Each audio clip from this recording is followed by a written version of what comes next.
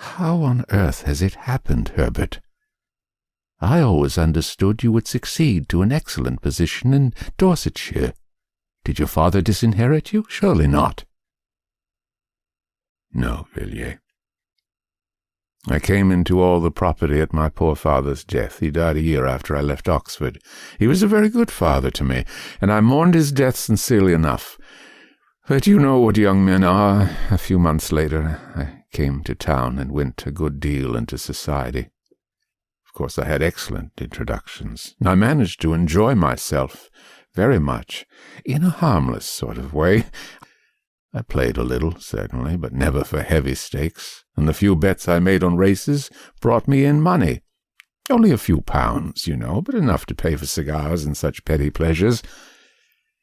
It was in my second season that the tide turned. Of course, you have heard of my marriage. No, I never heard anything about it. Yes, I married, Villiers. I met a girl of the most wonderful and most strange beauty, at the house of some people whom I knew. I cannot tell you her age. I never knew it. But so far as I can guess, I should think she must have been about 19 when I made her acquaintance. My friends had come to know her at Florence. She told them she was an orphan, the child of an English father and an Italian mother, and she charmed them as she charmed me. First time I saw her was at an evening party. I was standing by the door talking to a friend, when suddenly above the hum and babble of conversation I heard a voice which seemed to thrill my heart. She was singing an Italian song. I was introduced to her that evening, and in 3 months I married Helen. Villiers, that woman, if I can call her woman, corrupted my soul. The night of the wedding, I found myself sitting in her bedroom in the hotel, listening to her talk. She was sitting up in bed, and I listened to her as she spoke in her beautiful voice, spoke of things which even now I would not dare whisper in the blackest night, though I stood in the midst of a wilderness.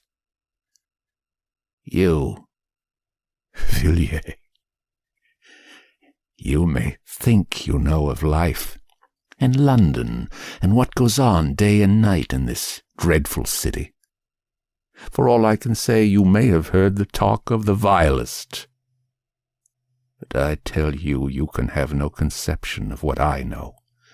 Not in your most fantastic, hideous dreams can you have imaged forth the faintest shadow of what I have heard and seen. Yes, seen.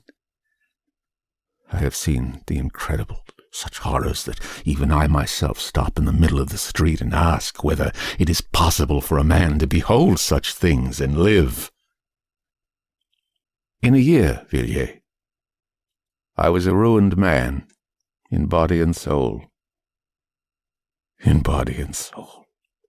But your property, Herbert, you had land in Dorset. I sold it all.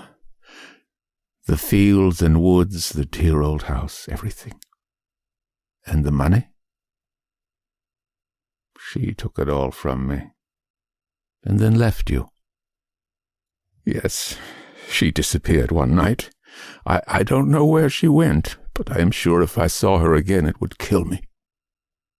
The rest of my story is of no interest. Sordid misery, that is all. You may think, Villiers, that I have exaggerated and talked for effect, but I have not told you half. I could tell you certain things which would convince you, but you would never know a happy day again. You would pass the rest of your life as I pass mine, a haunted man, a man who has seen hell. Villiers took the unfortunate man to his rooms and gave him a meal. Herbert could eat little, and scarcely touch the glass of wine set before him. He sat moody and silent by the fire.